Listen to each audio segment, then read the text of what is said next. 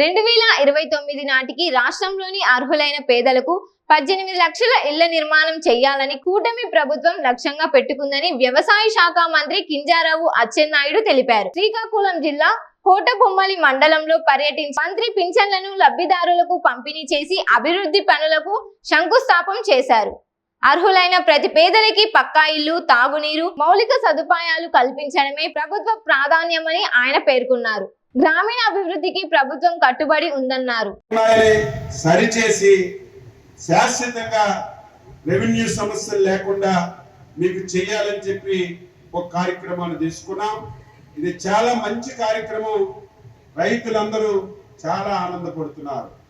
అదేవిధంగా మహిళలకు బస్సు సౌకర్యం, ఎక్కడికి వెళ్ళినా సరే. ఎందుకు ఒకేసారి ఇంతమంది జనాలు ఏం పెరిగారని మీ అందరికీ ఒకటి అర్థమైనట్టు చెప్తాను. మొన్ననే మనం రథసప్తం చేశాం. శ్రీకాకుళంలో అరసవెల్లి సూర్యనారాయణ స్వామి రథసప్తం వేడుకలు జరిపాం. బ్రహ్మాండంగా దేవాలయాలకు వెళ్తున్నారు, చుట్టాలింటికి వెళ్తున్నారు, హాస్పిటల్కి వెళ్తున్నారు, పట్టణాలకు వెళ్తున్నారు. బ్రహ్మాండంగా ఈ పథకం హిట్ అయింది. అందుకే ముఖ్యమంత్రి గారు ఉన్న బస్సులు సరిపోవని కొత్తగా బస్సులు కొనడం ప్రారంభించారు. ఈ సంవత్సరమే 1000 బస్సులు కొత్తవి ఎలక్ట్రికల్ బస్సులు కొనడానికి రిసీవ్ చేశాం. ఎలక్ట్రికల్ బస్సులు అంటే మీ ఊరు వచ్చిన బస్సు కూడా ఏసీ బస్సే ఉంటుంది. ఇక్కడ మామూలు బస్సులు ఉండవు. బ్రహ్మాండంగా ఏసీ బస్సులు ఉంటాయి. బ్రహ్మాండంగా మీరు ఎక్కడికి వెళ్ళినా సరే హ్యాపీగా వెళ్ళొచ్చు. విడతలుగా మొత్తం ఏసీ బస్సులుగా మార్చి మీకు ఇబ్బంది లేకుండా చేయాలని ఈరోజు ప్రయత్నం చేస్తున్నాం.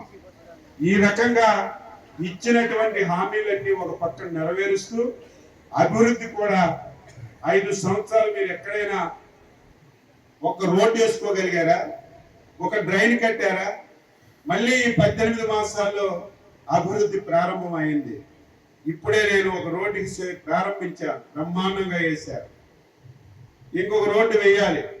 ఇప్పుడే నేను మీ పెద్దలకు చెప్పాను, ఏదైతే ఆగిపోయిందో అక్కడి నుంచి మళ్ళీ చెరువు గట్టు వరకు బ్రహ్మాండంగా సిమెంట్ రోడ్డు వేయమని చెప్పాను. ఇప్పుడే ఎస్సీ వీధి డ్రైన్ ది వర్స్ట్ గా ఉంది. ఇక్కడ ఒక డ్రైన్ చూశాను, ఈ 2 డ్రైన్లు ఉన్నాయి. మనకు కూడా ఇంట్రెస్ట్ ఉండాలి. నేను చాలా బాధపడుతున్నాను. చాలా గ్రామాలు బ్రహ్మాండంగా అభివృద్ధి చేసుకుంటున్నారు. ఆ ఊర్లు వెళ్తుంటే చాలా ముచ్చటగా ఉన్నాయి. కానీ మనలాంటి గ్రామాల్లో మీరు ఇంట్రెస్ట్ చూపకపోవడం వల్ల ఇటువంటి పరిస్థితి వచ్చింది. ఇక నేనే దృష్టి పెట్టి ఈ గ్రామాల్లో కూడా సమస్యలు లేకుండా చేసే బాధ్యత నేను తీసుకుంటానని మీ అందరికీ సందర్భంగా 7 కోట్లు రోడ్లకు తీసుకొస్తే ప్రతి నియోజకవర్గానికి 7 కోట్లు 8 కోట్లు ఇచ్చారు. నేనంటే చాలా ఇష్టం అని. మన నియోజకవర్గానికి 25 కోట్ల రూపాయలు ఇచ్చారు. మళ్ళీ అన్ని రోడ్లు నేను ఏవైతే 2014లో వేసానో అన్ని రోడ్లు పోయాయి. మళ్ళీ ఆ రోడ్లన్నీ బ్రహ్మాండంగా 6 రోడ్లు వేస్తే ఇంకొక 5 సంవత్సరాలు చాలా ఉపయోగంగా ఉంటాయని నేను కార్యక్రమాలన్నీ చేస్తున్నాను. మీరందరూ అభివృద్ధికి సహకరించవలసినటువంటి అవసరం ఉంది అని ఈ సందర్భంగా మీ అందరికీ తెలియజేస్తూ, మీ ఊర్లో ఏవైతే సమస్యలు నాకు చెప్పారు ఇవన్నీ ఒకసారి నేను విన్నానంటే మీరు చెప్పవలసిన అవసరం లేదు. నేనే దీని మీద దృష్టి పెట్టి ఇవన్నీ పరిష్కరిస్తామని ఈ సందర్భంగా మీ అందరికి కూడా తెలియజేస్తూ, మీకు ఏవైతే ఇబ్బందులు ఉన్నాయో, కొంతమంది విడో పెన్షన్ రావడం లేదని,